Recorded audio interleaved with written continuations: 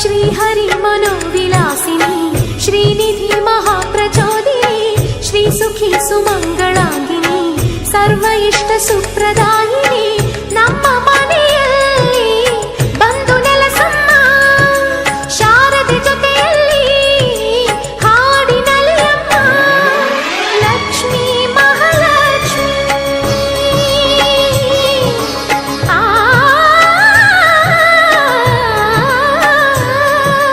ಲಕ್ಷ್ಮೀ ಮಹಾಲಕ್ಷ್ಮಿ ಲಕ್ಷ್ಮೀ ವರಲಕ್ಷ್ಮಿ ಲಕ್ಷ್ಮೀ ಗೃಹಲಕ್ಷ್ಮಿ ನೀ ನಗುವಾಗಿ ನಗವಾಗಿ ಬಾರಮ್ಮ ಬಡವ